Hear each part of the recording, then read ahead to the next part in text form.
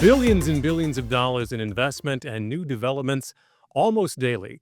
In the near future, how we work, how we play, and the overall shape of life will be rooted in data centers. They are critical, and because of that, they are also targets. As technology keeps evolving, so do opportunities for hackers and other criminals. I'm Phil Doherty. Today on the Code Authority, the complex world of data center security. Also, today's episode is coming to you from the convening of the UL councils. The UL Enterprise runs these groups, and there's three: fire, electrical, and security. Experts from UL Research Institutes, UL Standards and Engagement, and UL Solutions all attend, as well as scientists, engineers, AHJs, and others from lots of leading safety and security organizations. Our guest today is Amy Bojack. She is the Chief Information Security Officer at Baker Tilly US. For more than 2 decades, Amy has been building and leading cybersecurity programs for global organizations across the board, and she is also a member of the Security Council. Welcome to the show. Amy, thanks a lot for joining us. We really appreciate you being here today. I love the opportunity. Thanks so much, Phil. It's really been fun being in Chicago, and I look forward to my first convening of the council.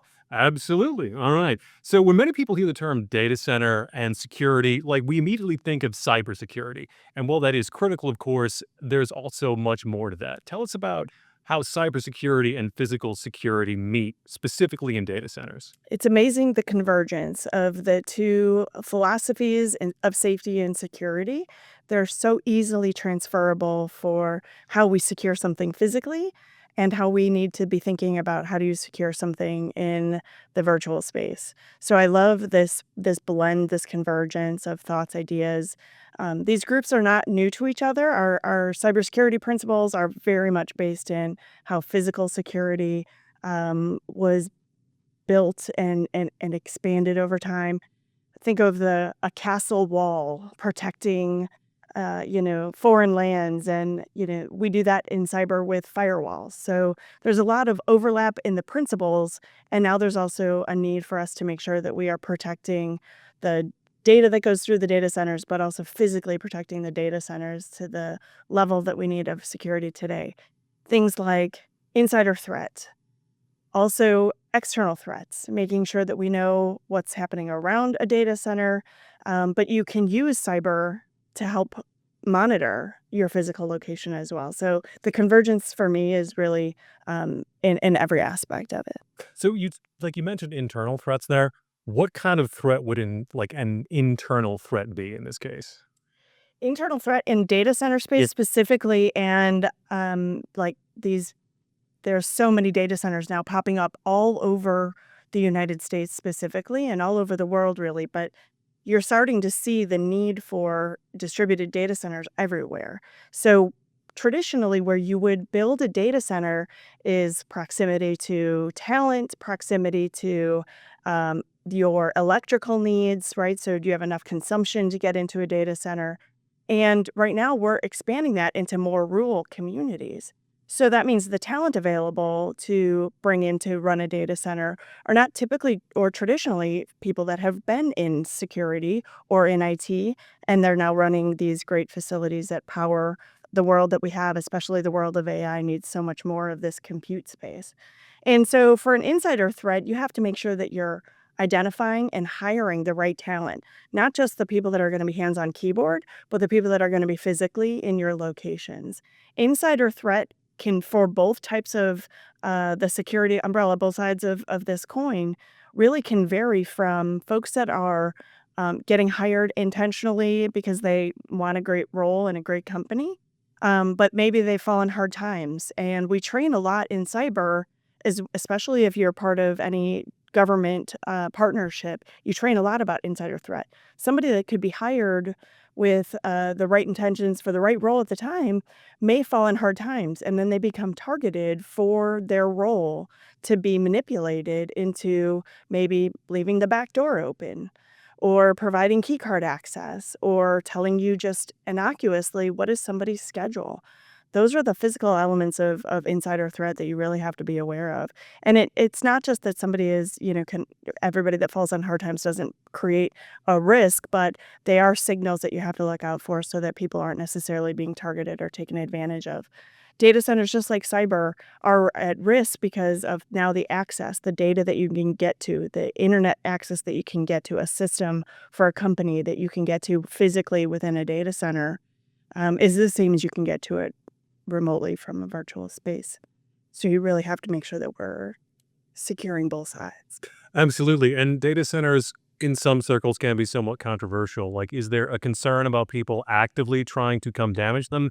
Maybe not to steal anything per se, but just to actually damage the data centers and hinder their functionality? Yeah, I have a lot of friends that provide cybersecurity services for companies in the energy space, and their data centers and energy sites, like where you would get power generation, those are all sites that are very much targets for terrorism or just domestic disturbance, civil unrest. If you want to disrupt something in the United States today, this is a prime target. So our cybersecurity awareness and our physical security awareness has to be at its height right now. Technology is evolving very quickly, obviously, and the real threat models are actually changing just as fast or even faster than like the technology itself. What are some of the latest methods that are being used to prevent physical access? We'll get to cyber access in just a moment, but it's the actual physical access. Making sure that the right people have access to the right data center at the right time. So there's some making sure that their physical key card checking and validating, who somebody is, that they're not being impersonating someone else, or they weren't hired with the intent to just infiltrate a data center is really important. Having and using all of the biometrics available to you. These are all a little bit controversial. I think you asked some of that too, which is, you know, are people willing to give up their biometrics in order to make sure that you're accessing a physical location? Why do I need my fingerprint if I'm getting into a physical location? These are all layers of security that we have available to us. In cybersecurity, we call that, the identity kind of triad, right? Something you are, something you have, or something you know. And so you bring with you your finger, your eye scan, and those are elements of a physical presence that you can use in modern data centers for access controls. So it's just layering all these components together. And again, they play both in the cyber and the physical space, but you don't typically scan your eyeball when you're logging into your computer, though. You can Typically, do that to get into a data center. well, like would an eye scan and a fingerprint, would those fall under something you are or something you have? Mm, Now you're asking really good questions. Thanks, Phil. Because the first ones were terrible, right? Yeah. Uh, Fair enough. Thank you. Thank you. Just have them done. That's fine. Yeah, no, All right. yeah, good one. Yep, something you are is your physical presence. So you're always bringing with you your eyes. You're always bringing with you your fingerprint, your heartbeat, and then something you have would be an example would be a key fob or key card access that you're issued to be able to bring that in and use that as access. You mentioned earlier about an insider threat and said that in that example, say somebody's fallen on hard times and then an external bad actor might want to take advantage of that and pressure that person. In your experience, how common is that? Is that something that's happening frequently in these types of attacks, or is it rare? And I'm asking that because it sounds like something like I would see in the movies or in a TV show, but this is real life. So, how common is that in real life? Unfortunately, it is something that people are targeted and taken advantage of when they are known to be in a position of influence or access. And so it does happen. It happens sometimes when people fall on hard times and they can be targeted and susceptible. But it is also increasingly becoming something that nation states are using intentionally to get hired in and get access to our companies and our data. So there's an increase in threats from foreign actors who will have U.S. actors, U.S. Employees trying to gain access to companies. They will apply for jobs. They will try to obfuscate their hiring process, or they will get around the access and the controls that we all have for validating who you are before you get hired. And that is an increasing risk both to cyber and physical. So many companies, including Microsoft, KnowBe4, these are all companies that have publicly talked about this nation state threat in regards to having hired somebody that wasn't being, looking for a job for the right reasons. They were really just looking for access to the company, and they slipped through all the hiring practices. So we have a lot of these, again, this convergence of physical and cyber. The lessons that we're learning on the cyber side, where somebody's trying to be hired for a remote access IT worker from a nation state to infiltrate our companies and our firms, those are hiring practices that we have to increase and improve our security screening in those ways. And that would be true for physical access as well, especially to a data center. So this is espionage, essentially. Um, do you or people in your field ever work with the U.S. government, maybe the CIA or the FBI, in learning how to spot that kind of thing? Because it sounds like old school spy stuff. It is absolutely old school spy stuff. And most of the security practitioners, myself included, absolutely are open to, have built partnerships and relationships with our peers or our connections in law enforcement in many ways. Your local law enforcement is always very important, just like you would in a physical data center space. You would want to know your local law enforcement and your local lawmakers. You do that wherever your headquarters is. And you also do that with your cyber team from the FBI. So the FBI has outreach programs. They build public and private partnerships. InfraGard is a great way to get involved if somebody's interested in learning. And InfraGard also helps do this convergence of the cyber physical and the cyber. So in Chicago, there's a great chapter for InfraGard, and it absolutely includes people from the energy companies, people from data center companies, as well as many of the chief information security officers or IT security professionals in the Chicago market. And they partner with them, the Chicago field office. And they'll do training, they will do engagement, they'll do shared knowledge and practices. And it's important to know who you're going to call in the event of an emergency. So these are all parts of our incident response plan that you build for cyber as well, to make sure you would know who is my local law enforcement contact that I would need to engage if we were investigating suspicious activity. So what's an example of some suspicious activity? Like let's say, for example, I'm a foreign agent trying to get a job at company XYZ. All right. What are some things that a person in that position might say that would be considered like red flags? Go, this guy's actually like a government operative. He's not legit. Like, what are you looking for? Yeah, you definitely have to have some red flags. They don't always mean that this is a intentional, nation state actor trying to obfuscate their intentions to join your firm, but in definitely you have multiple phases. So at the beginning of the hiring phase, I spend time and I do outreach with our talent acquisition team as an example. And I want to make sure that they know if they see something suspicious, if during the hiring process you get a spidey sense of any kind that somebody is not authentic, add those up, keep track of those. If you see something, say something, and we can help engage your cybersecurity team or your HR team or your legal team can help engage if a talent acquisition professional is starting to feel like a candidate isn't necessarily operating with the best interest in mind. Again, they just might not be interested in the role, but we have to help recondition people to think about these things and not to feel bad that they are calling somebody out or they have a suspicion, because if we normalize that behavior, more people are going to get past the hiring process. So we definitely want our talent acquisition teams to be our front door. They're already our front door to our cultures of our firms when companies when employees get hired, and now they also have to hold a little bit of the line and help us be the front door for identifying these potential malicious activities.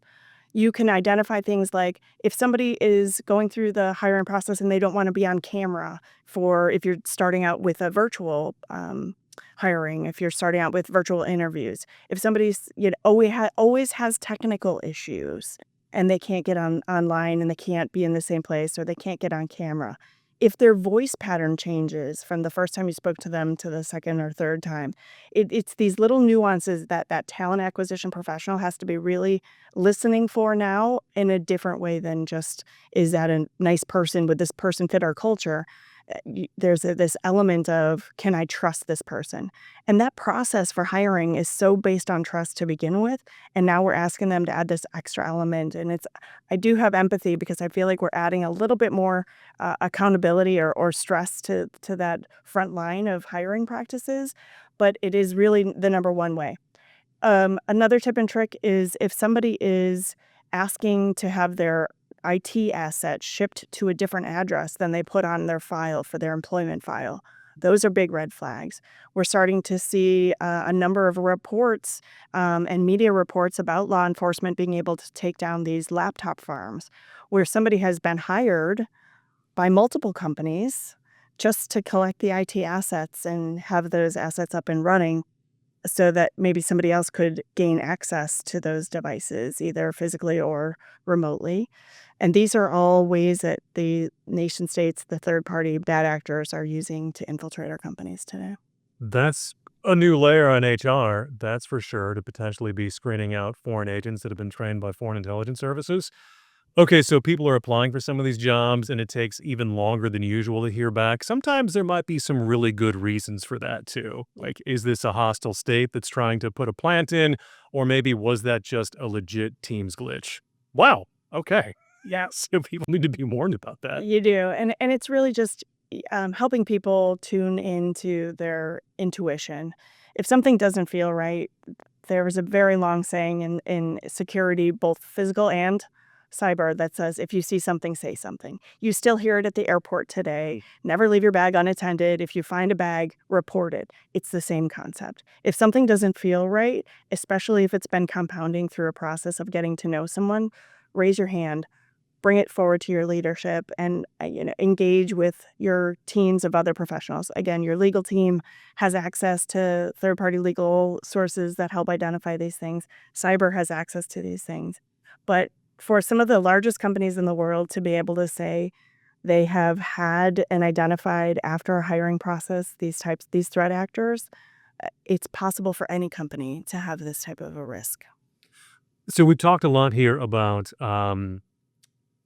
foreign nation states deliberately trying to insert plants. What about people who are hired in good faith because they're just good people and then they fall on some kind of hard times and then they become vulnerable? Maybe it's to a nation state. Yep. Maybe it's just to like organized crime or something like that. Mhm. Is there anything that companies can do to see which of their employees might be most at risk of that without being overly intrusive? Yeah, there's a lot of training materials, both from the government. If you're a government contractor working with the government, they train specifically on things to look out for. Um, in the physical space, it would be badging in to a physical office that are outside of your normal working hours. If you start to see suspicious activity like that, the same for your IT asset. If your IT notices that you're logging in either from an IP address that you don't normally log in from, or at odd times, or lots of downloading of data in different times. These are all called user behavior analytics, and there's a lot of technology available to firms today to monitor both the cyber and the physical space to identify when there's anomalous behavior happening. So companies can actually have a software program that will be monitoring all those things you just mentioned. So yes, so and so normally 8 to 5 over here in this area, minimal uploads and downloads. But now we're seeing that badge click up over here in different places, Mhm. and that software is already out there. It is. It is. Okay. It's embedded into many of the largest platforms that we already have. Microsoft has this available to you, and most companies, Gmail, G Suite has this available because how you log in and how you gain access to your contacts, your computer, your email address, your calendar, those are the first areas that people will, the most often the logs that we have available to us the most often to be able to identify a standard normal user behavior.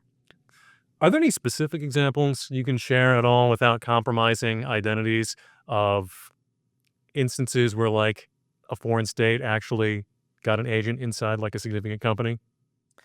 Microsoft has publicly talked about having identified threat actors that after the fact. KnowBe4 is a security firm that provides security awareness training for firms, and they have also been very public about this with the intention of helping companies be aware that this risk is real, that it can happen. It is hard for cybersecurity professionals and also physical security professionals to communicate these risks without sounding like we are espousing fear, uncertainty, and doubt.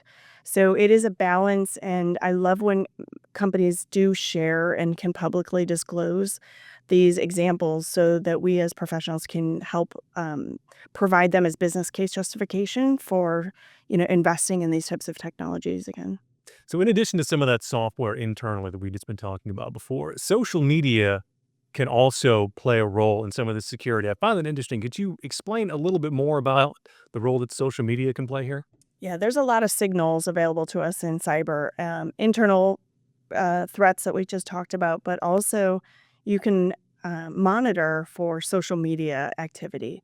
So, a couple interesting things is if somebody is acting suspiciously, you can look at what's publicly available about them. If they have posted online that maybe they're in you know, looking for a new job, right? These are all just operational intelligence signals that we have available to us. Where this gets really interesting is how do you take some of that public information and really make it actionable? I often think about the time they're large retail customers, large retail companies like a Walgreens or a CVS, this huge brick and mortar footprints, and they use social media monitoring in a way that helps them identify when there might be a problem at a physical location before a store employee or a store manager can even call in that there might be a problem. Social media is now the leading indicator of when there is either, civil unrest or a theft, or everything's caught on camera today. So sometimes you can see weather is another example because weather is also a risk to our physical data centers. If you see weather approaching or people posting videos of a tornado right before you get to, and you know that you have a particular physical store in that location, you can use that signal and call the store and warn them in advance. So you can use this social media for good. And, there's a lot going on in the world where it's not being used in the very best way. But it is an early signal that even large companies are using to identify when there are threats, either physically or, people reporting, people logging in or somebody got into my account here. There's a lot that we use this operational intelligence for these days. Really? Wow. So, social media, did you say the leading tool, is it like one of the biggest ones out there? For operational intelligence Yeah. externally, absolutely. Okay. If you think about some of the conversations that we've had, Yeah. how would I know that maybe you go on vacation and I want to try to infiltrate your account right now because you're going to be on vacation. You're not going to be logging in. But when you're on vacation and you post this publicly because you're excited about your trip, you post it to your socials that you're traveling. And then your team knows that you're traveling also, potentially. So when you start having somebody log into your account from IP addresses that are not your standard, but they know you're traveling, they might be a little bit less inclined to think that that was a suspicious activity. They know you're traveling. Your social media says you're traveling, and now you have attempts to log into your computer from an IP address that's not the same. All those technologies that we talked about, that user behavior analytics, this matches a pattern of unusual behavior. Mhm. But just like we talked about with threat actors infiltrating the hiring process, that just might be you going on vacation and logging in remotely. So it's this really small nuance of how do I find when that is a suspicious activity or just you're anomalously moving between, from on your way out of town. Yeah, because it could all just be innocent. Yeah, let's not forget that. People could just be Yeah. fine on this. How do you make sure that all the physical elements you've talked about and the cyber elements that we've talked about are all working together? How do you test for that? It's a great question. And not every company has been able to make this investment to merge all this information together.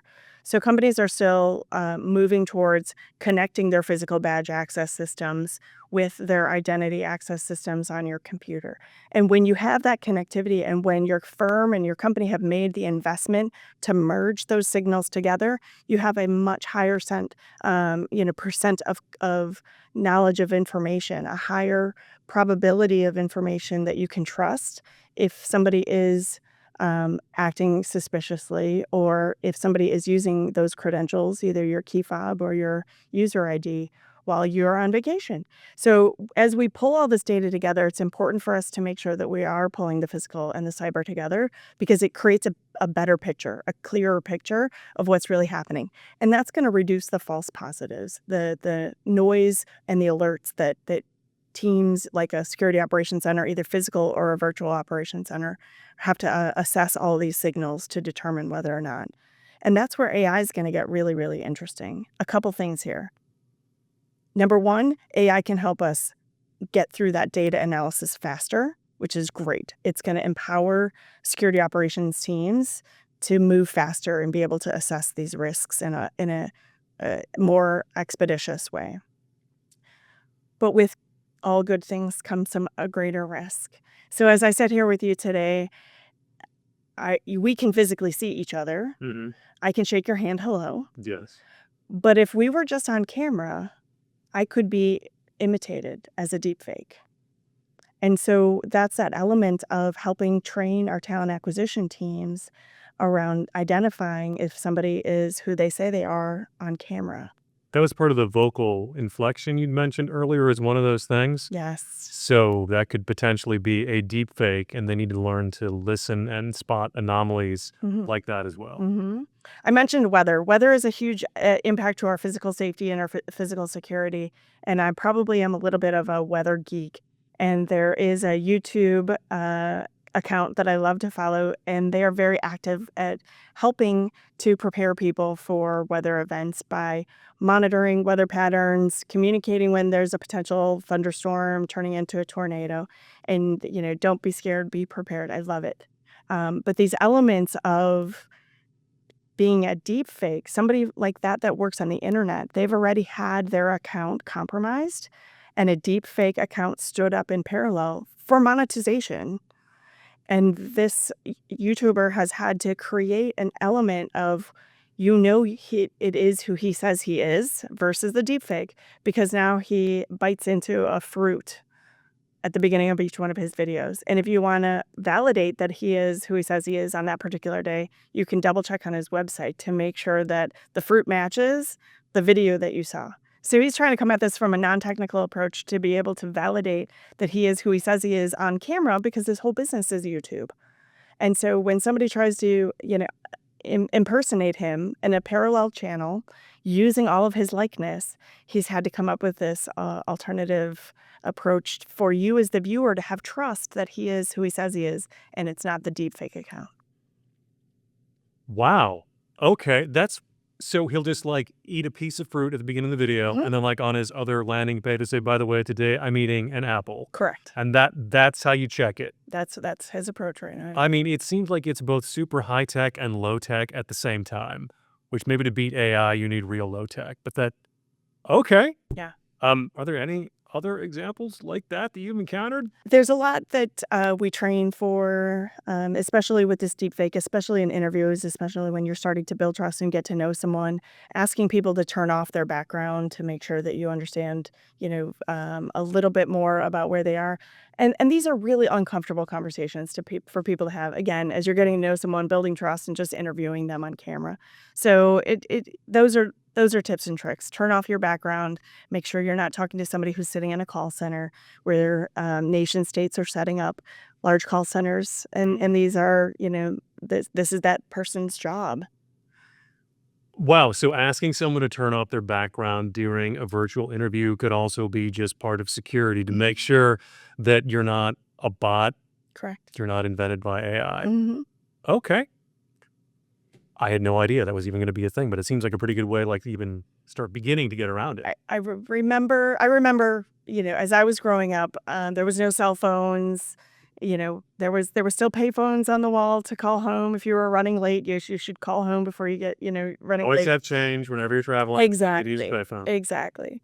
But I remember when these, kind of impersonation and these scams started happening, you could get a phone call and somebody would call and say, "Hey, mom, I need money," or, wire me money, like a Western Union style wire me money fraud that happened even as soon as telephones and wiring was, being able to wire. All this fraud has been prevalent. It's just what new technology can we take advantage of in order to perpetrate fraud? So I remember having like a family code word that we would have to use if I really was in trouble.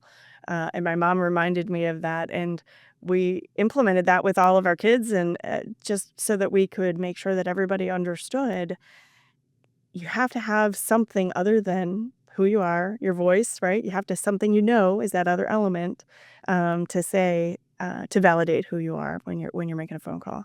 That this really bothers me because there's a lot of elder scam and a lot of elder fraud, people taking advantage of folks that don't know and don't have access to this type of security awareness or engagement. And so just, reminding people that the old ways they used to secure their house and their personal safety still apply even in the virtual world today. I thought that I was the only kid growing up that had a coded word system like that. My dad was real big on that same thing. Oh my gosh, my family's gonna love to hear about this. Okay, that's validated now by an actual security expert. That's great to hear. Okay, so let's take a step back and look at everything in context again. Let's say that I'm a developer, theoretically, and I'm going to build a data center. I haven't broken ground yet. I come to you and I ask you about security. What are the first few things you're going to ask me to consider? I'm going to first ask and make sure that your systems where you're holding all this information and your AutoCAD designs and your contracts, and make sure that your email and your computer systems are secure. Because before you even break ground, you need to make sure that your IT systems are secure and protecting the information. So things like bids or land bids, or you're, trying to identify a great location, those are all intellectual property of a project before it gets off the ground. So making sure that every company, no matter how big or small you are, you're using the technology available to protect yourself online. You're using multi-factor authentication. You're taking a next step and learning, because every single email service available now allows you to use passkeys instead of passwords.